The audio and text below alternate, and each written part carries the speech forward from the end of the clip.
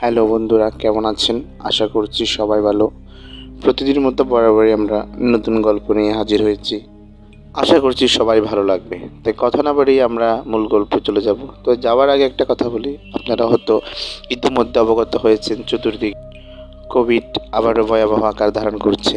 তো সেই সবাই যে জায়গা থেকে সচেতন থাকবেন, অবশ্যই হ্যান্ড স্যানিটাইজ ইউজ করবেন, মুখে মাস্ক পরা ছাড়া কেউ বের হবেন না এবং নিজেদের মধ্যে সর্বোচ্চ সতর্কতা অবলম্বন করবেন। তো কথা না বাড়িয়ে আমরা চলে যাব আমাদের মূল গল্পে। আজকের গল্প হলো প্রত্যাবর্তন। চিতর দেখে সোনাঘর পৌঁছতে পৌঁছতে দুপুর গড়িয়ে বিকেল পেরিয়ে প্রায় সন্ধ্যা হয়ে এলো। একই তো রাস্তার সাথে ৩২ ভাজা অবস্থা। তার উপর এবছর ৩২ অঞ্চলে এবছর ভারী ধরনের বর্ষণ হচ্ছে। সকাল থেকেই আকাশের মুখ কালো ঝুল। ইতোমধ্যে বড় বড় ফোঁটায় ঝমঝমিয়ে বৃষ্টি আরম্ভ হয়েছে। আর এই বৃষ্টিতে বাইরে বেরোনো মানে নিশ্চিত নিউমোনিয়া হয়ে যাবে। অগত্যা বৃষ্টি ভেজা সন্ধ্যা অন্ধকারে হেডলাইট জ্বালিয়ে ঘরের খুব কাছাকাছি একটা জায়গায় নিজেদের দুধসাদা ল্যান্ডোভারটা পার্ক করলো শামসুর রহমান বিনতে সেলিম ওরফে স্যাম। এখানে সে অবশ্য একলা আসেনি, সঙ্গে এসেছে বান্ধবী যোগ্যতা সিং দাহিয়া ও আর যোগ্যতা ওরফে জিগির এবং ছোট ভাই শিবাংশ। এত রাতে এই জঘন্য আবহাওয়ায় ওদের এই সেনেগর ভবন অবশ্য কোনো অ্যাডভেঞ্চার করতে নয়, কারণটা নেহাতি সাদামাটা ও মামুলি, আর সেটা হলো সম্পত্তি। এককালে যোগ্যতার পরিবার শাসন করত এই সমগ্র, তাই সে সূত্রে এই সম্পত্তির মালিকও তারা। আর যোগ্যতার ইচ্ছে এই ঘরকে মেরামত করে একটা হেরিটেজ হোটেল খুলবে। তাই সেনেগর নিজে থেকে দেখার জন্য সেই মার্কিন মুলুক থেকে ছোট ভাইয়ের সঙ্গে রাজপুতানার এমন অচিন আচ্ছেনা প্রান্তে ছুটে এসেছে। আর এই কাজে তার দুই ভাই বোনের সঙ্গী হয়েছে যোগ্যতার বয়ফ্রেন্ড কামার্ট। সেনেগর কোনো ট্যুরিস্ট ইনভেস্টিগেশন নয়, তাই ধারে কাছে কোনো হোটেল বা হোস্টেলে রাত কাটানো দুরাশার নামান্তর। তাই ঠিক হলো একটু কষ্ট করে হলেও আজ রাতটা এই প্রবল বৃষ্টিতে ঘেঁষাঘেঁষি করে গাড়ির মধ্যে রাত কাটিয়ে দেবে তিনজন। যেমন কথা তেমনই কাজ। ভাগ্যিস বুদ্ধি করে চিত্তরগড়ের একটা হোটেল থেকে শুকনো খাবার আর জুস এনে রেখেছিল যোগ্যতা, এটাই শেষ রক্ষা হলো। সুদৃশ্য সেই চটের খাবার থেকে কেনা খাবারগুলো বের করে ভাগ বাটোয়ারা শুরু হলো এবার।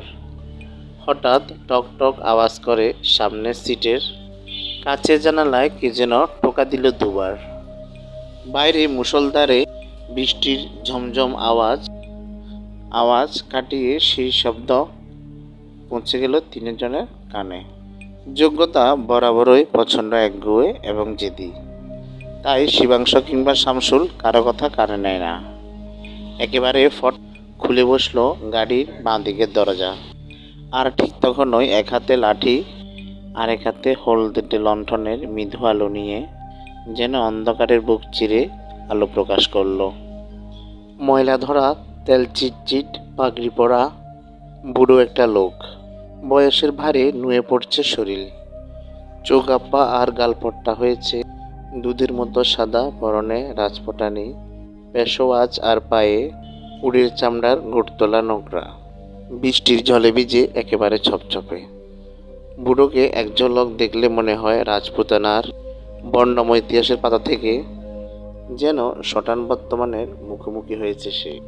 হলদেটে কালো ছোট ধরা দাঁত, গটগটে গলায় যোগ্যতার দিকে তাকিয়ে কাতর স্বরে বলল, হুকুম মনে তিস লেগি হ্যাঁ, পানি মিলে গোকে। মনটা নরম হয়ে গেল যোগ্যতার। ব্যাগ থেকে জলের বোতল বের করে চিপিটা খুলে ধরল সে তার সামনে। ঢকঢক করে অনেকখানি জল খেয়ে বোতলটা আবার ফিরিয়ে দিল সে। তারপরে বলে উঠল, আপ মাননে উপর বড় এহসান হো কিয়ে और एक कर दीजो, मान्य शरण लेन दो। যোগ্যতা কিছু বলতে যাবে তার আগে হা হা হা করে উঠল শামসুল। কোথায় থেকে এলো এ বুড়ো? কোথাকার কোন এক বুড়ো এই নিশুত রাতে ঘনঘোর বর্ষার মধ্যে এসে জল চেয়ে খাচ্ছে? আর কি শুধু তাই, বেটা ছোট লোক, একবার খেতে পেয়ে এবার শুতে যায়। দামি মিনারেল ওয়াটার গিলেও শান্তি হয়নি বেটার। এবার হোকটে গাড়ি চড়ার ধান্দা, সব শয়তানি বেটার। পাথরের মতো শক্ত কঠোর চোখে শামসুলের দিকে ফিরে তাকানোর যোগ্যতা। শিবাংশও বেশ করা জ্বালা ধরানো চাহনি নিক্ষেপ করলো তার দিকে। অগত্যা বৃষ্টির ছাট সবসবে জামা তার দিকে, জামা জুতো লাঠি লণ্ঠন সব সমেত। বুড়ো একবারে জুড়ে বসলো গাড়ির ভেতর, শিবাংশের একেবারে ঠিক পাশেই বসলো। যোগ্যতা আর শিবাংশের মধ্যে এটা ওটা নিয়ে কথাবার্তা বলতে বলতে ওরা জানতে পারলো বুড়ো আসলে জাত কিৎসাওয়ালা, এক চারণ। এদিক সেদিক গল্প শুনিয়ে পেট চলে তার, বিয়েটাও করেনি, তাই ছেলে মেয়েও কেউ নেই। চিত্তরের কাছে এক জায়গায় চরণ গিয়ে চারণ গান আর কিৎসা শোনাতে এসেছিল আসার পথে। এই তীব্র বৃষ্টিতে রাস্তায় ভেসে গেছে বেচারা। শিবাংশ একটু একটু লেখালেখি করে আর রাজস্থানের ফোক টেলসের বিষয়ে গবেষণা করে। দু একখানা বের হয়েছে তার। তার হাতের কাছে এমন জলজন্ত এমন একজন চারণ পেয়ে সে তো আহ্লাদেই আটখানা। সে বুড়োকে এক প্রকার পিটাপিটি শুরু করে দিল একখানা কিস্সা কাহিনী শোনার জন্য। তবে ফকরে নয়, অবশ্য বিদ্যার পাওনার তুলনা বেশ বড় অঙ্কের একটা টাকার বিনিময়ে। খামখেয়ালি ভাইয়ের এমন কাণ্ড কাহিনী দেখে যোগ্যতা তো একেবারে হেসে কুটকুটি। হাতের কাছে এমন চরণ পেয়ে কারে বা গল্প শুনতে ইচ্ছে করবে না বলো? তবে ব্যতিক্রম হলো শামসুল। তার কাছে এমন গাল গল্প বড্ড একঘেয়েমি মনে হলো। দাঁতের উপর দাঁত পিষতে লাগলো সে। অসহ্য। একে তো আল জিহাদ সংগঠনের ফান্ড জোগাড় করার জন্য এই বিরক্তিকর মেয়েদের সাথে সম্পর্ক বাড়াতে হচ্ছে হাইকমান্ডের নির্দেশে, আর এর সঙ্গে ফের হয়ে জুটেছে ওর এই টিউবলাইট ভাইয়া। আর তারপর এই প্যান বর্ষায় এই ভাঙ্গার এলাকায় এসে ফেসে গেছে। আর এই এখন ফালতু বৃদ্ধ লোকটা ঢপ গিলতে হবে। রগটা রাগে ধপধপ করেছে শামসুলের, তাই রগটা দু আঙুল দিয়ে চেপে ধরে নিজের বিরক্তিভাবটা কমাতে শুরু করলো সে। কিৎসা শোনাতে চরণেরা বড়ই ভালোবাসে, তাই বিন্দুমাত্র দ্বিধা না করে রাজি হলো সে। তবে শিবাংশ আর যোগ্যতার শত অনুরোধে কোনো রকম পয়সা করে নিতে বিন্দুমাত্র রাজি হলো না। ডোলা মারুল মুমল কনসা গুণা চাহাতে হুকুম, শিবাংশকে জিজ্ঞেস করলো বুড়ো। ওসব অনেক অনেক শুনেছি চরণ, আজ আর ওসব নয়। তারপর ওই চোখে মুখে শিশুর সারল্য। তারপর দুষ্টমি এনে সে আবদার করলো, যদি পারো তো শোনাও দেখি সেনেগড়ের কিৎসা। কথাটা শুনে কিরকম একদম অদ্ভুত ও আবিল দৃষ্টিতে তার আর যোগ্যতার চোখের দিকে তাকিয়ে রইল বুড়ো। যেন বহু যুগের উপর থেকে একখানা বড়সড় সমস্যা সমাধানের সমিয়া রয়েছে তাদের ভাই বোনের চোখের ভিতরে।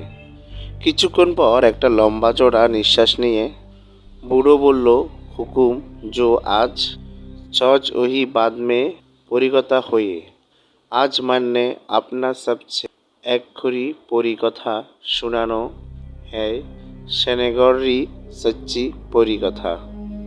তারপর শ্রী গণেশ ও মাতা সরস্বতীর বন্দনা করে সে শুরু করলো নিজের কিৎসা।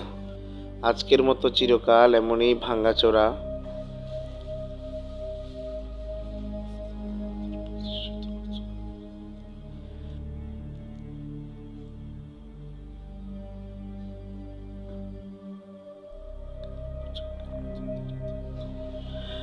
কালভুজঙ্গির মতো দাঁড়িয়ে থাকতো শক্ত কালো পাথুরে দুর্গ সেনেগড়। সূর্যবংশী দাহিয়া রাজাদের আন বান শান। পুরুষানুক্রমে তখনও এই দুর্গ সেনেগড়ের সিংহাসনে উভয় আলো করে বসেছিলেন মহারাজ রাও ও হরহরি সিং দাহিয়া। মহারাজা রাওহরি ও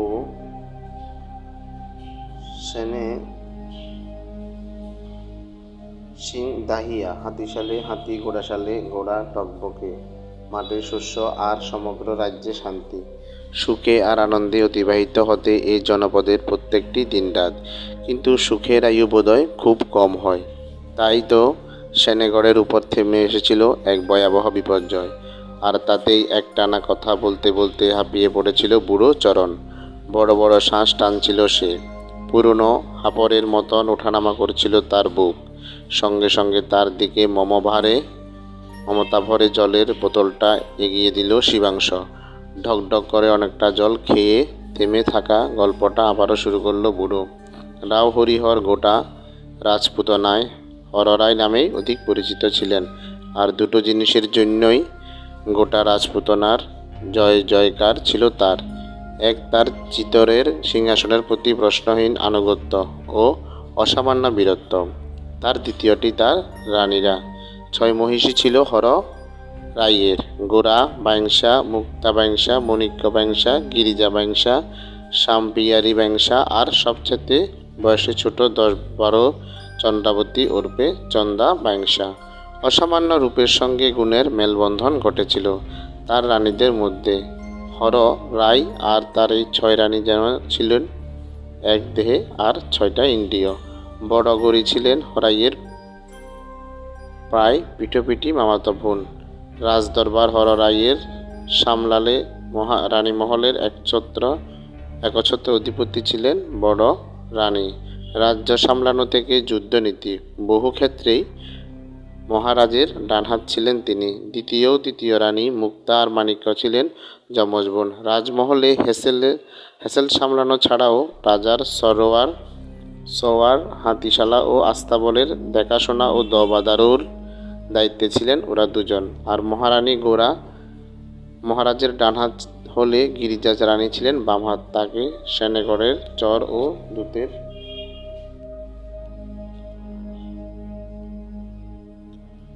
সর্দারি বললেও বোধহয় ঠিক বলা হতো। ছদ্মবেশ নিয়ে ওস্তাদ এই মহারানীর জিম্মায় ছিল রাজ্যের গুপ্তচর বিভাগ। ছোট রানী চন্দ্রাবতী তো ছিলেন নিতান্তই বালিকা। পুতুল খেলা, ময়ূরকে দানা খাওয়ানো আর পকওয়াজ বাজিয়ে কাটত তার সময়। আর রানী শাম্পিয়ারি বাই, তিনি শিবাংশের প্রশ্নের উত্তরে স্মিত হেসে চারণ জবাব দিল।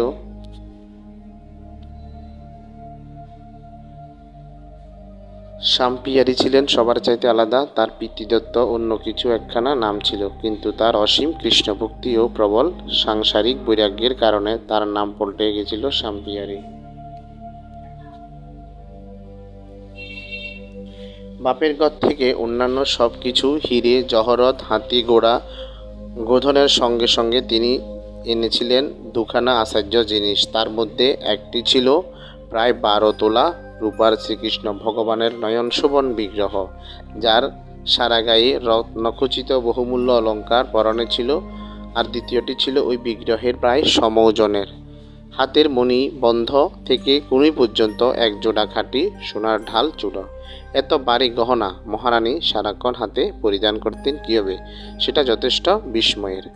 এতটাই ছিল যে তার ভার যে সেই চূড়ার একটি আঘাত নিমেষে হতচেতন করে ফেলতে পারত একজন পূর্ণবয়স্ক মানুষকে।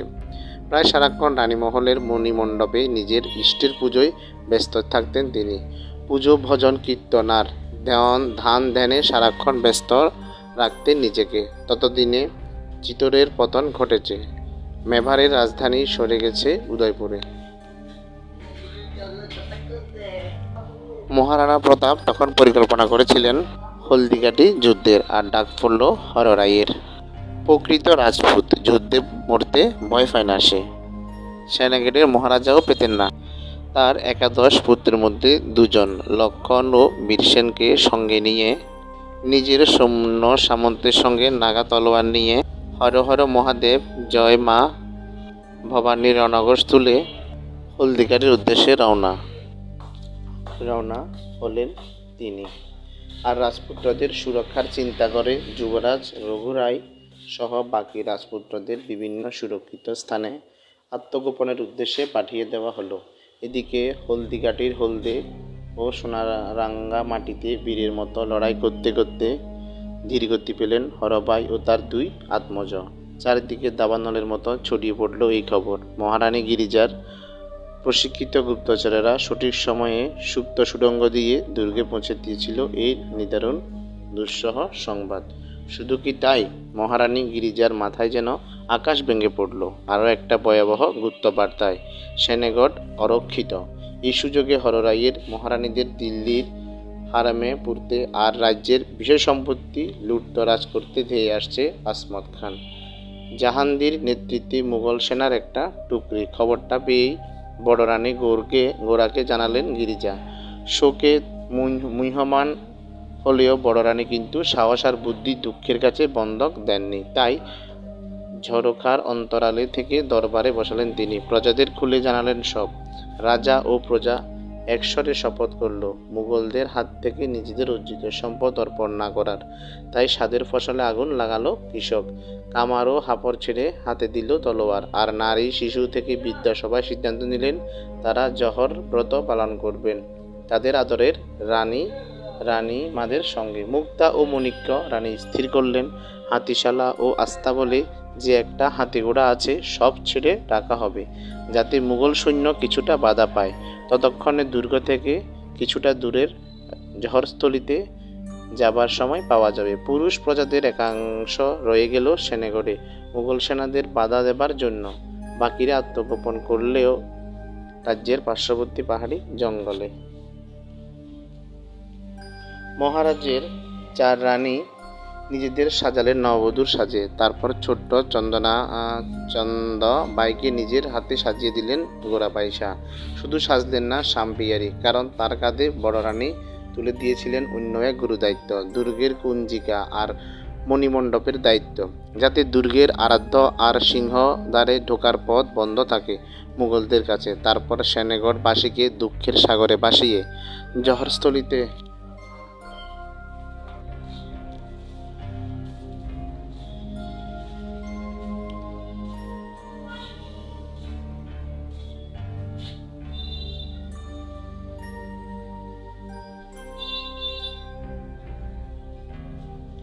যাতে দুর্গের আরাধ্য আর সিংহদ্বারে ঢোকার পথ থাকে মুঘলদের কাছে। তারপর সেনেগড়বাসীকে দুঃখের সাগরে ভাসিয়ে জহরস্থলী যাবার রাজকীয় দোলায় চাপলেন রাজ্যের 5 রাজলক্ষ্মী। একে অপরকে গুয়া পান খাইয়ে ও মিষ্টিমুখ করিয়ে চোখে আগুন ও মনে অসীম আনন্দ নিয়ে সেদিন সেনেগড়ের পূত জহরস্থলীতে সাহা হয়ে গেছিল সোনার পঞ্চপ্রতিমা আর শাম্পেয়ারি। আর ধৈর্য ধরে রাখতে পারলেন না যোগ্যতা। মৃদু হেসে চারণ বলল তার কাজ তখনও শেষ হয়নি, যে নিজের সপত্নীদের শেষ বিদায় দিয়ে পড়ন্ত বিকেলে আয়নার সামনে এসে দাঁড়ালো সে। তারপর মহার্ঘ সোনারূপার জহরির কাশ করা গাগর চলি আর চুল ছেড়ে অঙ্গে ধারণ করলো কষায় বস্ত্রের ঘাগর চলি আর মাথায় দিল আর অস্বচ্ছ কুয়াশারঙ্গা ওড়নি। খুলে ফেললো গলায় পরা হীরের তক্তি, মুক্তার লড়ি, মুক্তার কণ্ঠহার আর পান্নার লহরা। কান থেকে খুলল বিদুর্যমণির কানফুল, পা থেকে ঝাড়ার আর পায়েল। শুধু অঙ্গে রয়ে গেল তুলসীর মালা, আর দুহাতে রয়ে গেল সেই বাড়ি সোনার একজোড়া চুডলা। তারপর ধীর পায়ে মণিমণ্ডপে গিয়ে তার সাম্রাজ্ঞীকে শেষ প্রণাম করে বিগ্রহকে কোলে তুলে নিয়ে বাইরে চলে এলেন। তার পিছনে পিছনে চললেন মহারানীর বাপের ঘর থেকে আসা বেতপাঠী নৈষ্ঠিক ব্রহ্মচারী বৃদ্ধ ব্রাহ্মণ পণ্ডিত রমাদাস গোসাইজি, যাকে আদর করে মহারানী দশসা বলে ডাকতেন। এর হাতে শিশুকালে তার ঈশ্বর ভক্তির প্রারম্ভ হয়েছিল। পরবর্তীকালে ইনিই হয়ে উঠেছিলেন তার দীক্ষাগুরু। বিবাহের পরে শিষ্যার অনুরোধে সেনেগড়ে আসেননি তিনি। বৃদ্ধ ব্রাহ্মণ ইতিমধ্যে দুর্গের সিংহদ্বার বন্ধ করে তালা দিয়ে এসেছেন। এখন সেই কুঞ্চিকা পরম মমতায় আঁচলে বেঁধে দিলেন মহারানীর। তারপর এক পা দুপা করে পৌঁছে গেলেন রিজুলা কুণ্ডের দিকে। কুণ্ডের পাশের দেওয়ালে একটা লোহার বাটন আছে, সেটাতে চাপ দিলেই কুণ্ডের জল নেমে যায় অতলান্ত গভীর, আর বেরিয়ে আসে ধাপ কাটা সিঁড়ি। তারপর সেই সিঁড়ি বেয়ে নিচে পৌঁছে শ্যামরায়ের সঙ্গে সঙ্গে তার 2 ভক্ত পৌঁছে যাবেন বৈতরণীর অপর পারে। সেই মতো স্থির হয়েছিল। মহারানীর পরিকল্পনা অনুযায়ী পাটনে চাপ দিলেন এবং সিঁড়িও বেরোলো। কিন্তু হায় বিধি, মানুষ ভাবে এক হয় আরেক। বলে একে একখানা দীর্ঘশ্বাস ফেলল বুড়ো। এই রাস্কেল এত ভাড়ামি না মেরে বাকিটা বকে এখান থেকে ফোটো, জঙ্গলি ভিখারি কোথাকার বলে চরণের দিকে তাকিয়ে কটূক্তি করলো শামসুল। শিবাংশু উত্তেজিত হয়ে সবে তাকে কিছু একটা বলতে যাবে, হাত তুলে তাকে নিষেধ করলো চারণ। তারপর গল্প আবারও এগিয়ে চলল তার নিজস্ব গতিতে।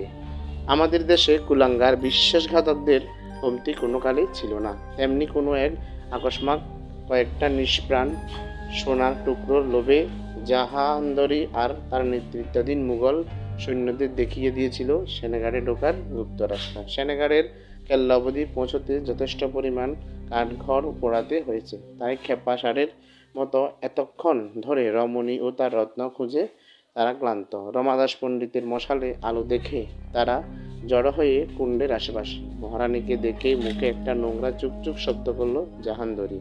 সরেশ দেখতে দেখতে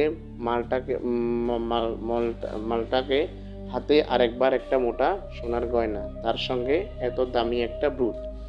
তার তো আজকে কিসমত খুলে গেছে। তবে মালটা মরতে দেওয়া চলবে না। এই রাজপুতি কাফের আত্মরথ গুলো পাকা হারামি, নিজেরা মরতে ভয় পায় না, তবে তাকে মরতে দেওয়া যাবে না। নিজেরা মরতে ভয় পায় না, আর মরলেও শরীর নষ্ট করে দেয়। তাই 7 পাক নেবে মহারানীর উপর ঝাঁপিয়ে পড়তে গেল সে। বেগতিক দেখে শিষ্যার সম্ভ্রম রক্ষার্থে জাহাঙ্গীর ভর্মে জ্বলন্ত মশাল দিয়ে আঘাত করলো বৃদ্ধ গুরুদেব। পিছু হাঁটতে বাধ্য হলো জালান্ধরী। তারপর সেনাপতিকে আঘাতের প্রতিশোধ হিসেবে এক কোপে বৃদ্ধ ব্রাহ্মণের শিরোচ্ছেদ করলো মুঘল সৈন্য। মৃত গুরুদেবের পদপ্রান্তে এসে বসলেন মহারানী। অতর্কিতে তার মাথা থেকে খসে পড়ে গেল তার ওড়নি। ঘুমটার আড়াল থেকে তার মেঘবরণ কেশ। মহারানীকে পাওয়ার সুতীব্র লালসায় তার সেই এলো কেশের গুচ্ছ ধরে টান মারল জাহান্দরী। সাদা শান্ত মহারানীর কালো প্রবর চোখ দুটিতে ঝিকিঝিকি জ্বলে উঠল ক্রোধের আগুন। বসা অবস্থাতেই সপাটে তার দিকে ঘুরে হাতের চুটলা দিয়ে জাহাঙ্গীর শিরস্ত্রাণে আঘাত করে তাকে জখমি করে দিলেন মহারানী। তারপর এক ঝটকায় এসে কুণ্ডের এক প্রান্তে দাঁড়িয়ে তার ইষ্ট ও গুরু ও কুলের নামে শপথ করে জাহান্দরী ও তার বংশকে এই বলে অভিশাপ দিলেন, রোগে শোকে দুঃখে তোপে জাহান্দরীর বংশ ক্ষয় পাবে। তার বংশে জন্মানো কন্যা সন্তানেরা ক্ষীণজীবী ও দুর্ভাগ্যগ্রস্ত হবে। আর তার লালসায় বস্তু তার শরীর ও এই বিগ্রহের প্রত্যাবর্তন তিনি জাহাঙ্গীর শেষতম বংশধরকে হত্যা করে তবেই ঘটাবেন। এই শেষ বাক্য উচ্চারণের সঙ্গে সঙ্গে মহারানী সাম্পিয়ারি ঝাঁপ দিলেন রিঝুলা ও কুণ্ডের অতল কালো জলে।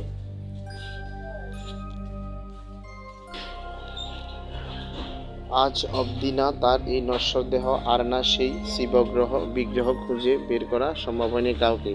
তারপর একটা অদ্ভুত রকম রহস্যময় হাসি এসে বুড়ো তাদের দিকে চেয়ে বলল, সেদিনই ছিল এরকমই এক ঘোর বর্ষার সময়। এখানের লোকে বলে গুরুচেলি আজও নাকি প্রতি বছর বর্ষার ফাঁদ পেতে অপেক্ষা করে থাকে জাহাঙ্গীর সেই শেষতম পুরুষ বংশধরকে খুঁজে বার করার পর চিরতরে শেষ করে তাদের শপথ পূর্ণ করার জন্য। এতক্ষণ প্রায় মনোমুগ্ধ হয়ে গল্পে ভূত হয়েছিল তারা সবাই। খেয়ালই করেনি কখন রাত কেটে ভোরের আলো ফুটছে পূব আকাশে।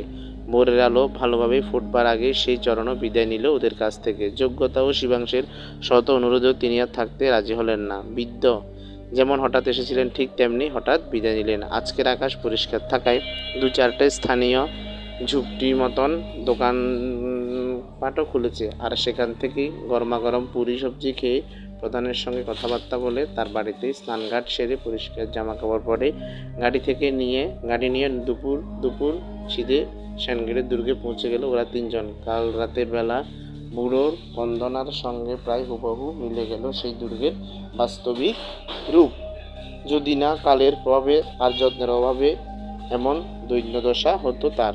আসবার পথে এই এলাকায় গ্রাম প্রধানের মুখে তারা শুনেছে হরাইয়ের একজন রানীকে ও হাতাতে না পেরে বারংবার কামান দেখে নিষ্ফল ক্রোধে মন্দিমণ্ডপ সহ দুর্গের বিভিন্ন অংশ প্রায় ভেঙে চুরমার করে দিয়েছিল জাহান্দরী। সেই সোনাগুলির চিহ্ন প্রায় তারা দুর্গ জুড়ে দগদগে ক্ষতের মতো সদা জাগ্রত হয়ে আছে।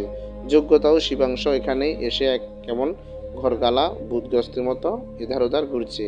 ওদিকে শামসুলের লক্ষ্য কিন্তু অন্য চিতর থেকে বেরোনোর সময় তার সঙ্গ দলের জঙ্গি কমান্ডার মাসুদ রানার একটা জরুরি মেইল এসেছিল তার ইনবক্সে, এবং তালে গোলে আর চেক করা হয়নি। দুর্গটা একটু উঁচু জায়গায়, যদি ইধার উধার ঘুরলে একটু টাওয়ার পাওয়া যায়। টাওয়ারের চক্করে যোগ্যতা আর শিবাংশের থেকে সে কখন আলাদা হয়ে গেছে বুঝতেই পারেনি শামসুল। যখন খেয়াল করলো তখন অনেকটা দেরি হয়ে গেছে।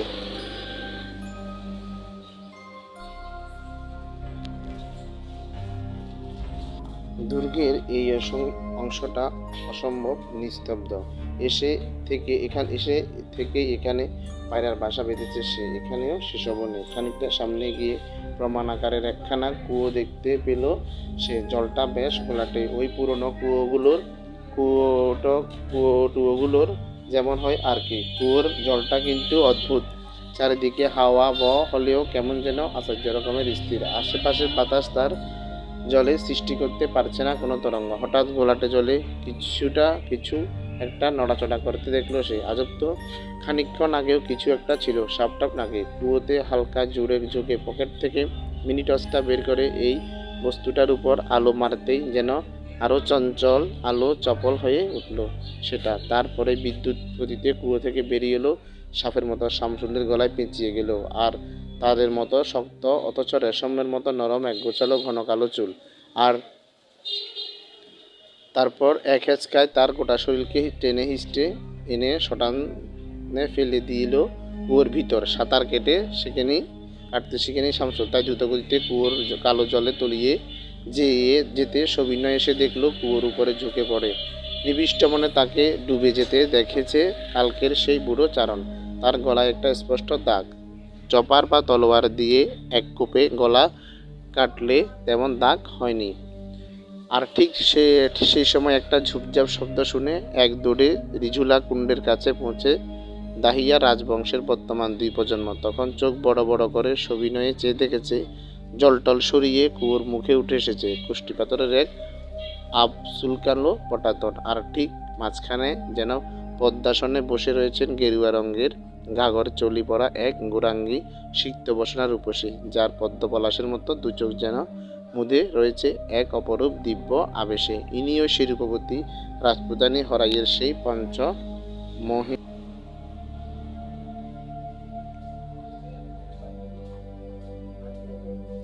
গত 500 বছর ধরে যার বাম অঙ্কে শোভা পাচ্ছে 12 তোলা রূপা দিয়ে নির্মিত মণিরত্ন খচিত অলঙ্কার পরিহিত অপরূপ শোভাসম্পন্ন মণি মনোহর শ্রীবিগ্রহ। 2 হাতে ঝকঝক করছে বিগ্রহের প্রায় সমান ওজনের সোনার চড়ুলা। আর তার আঁচলে শক্ত গিটে বাঁধা পড়ে আছে সেনেগর রাজপরিবারের অচলগড় কেল্লার সিংহধরনের লোহর কুঞ্জিকা।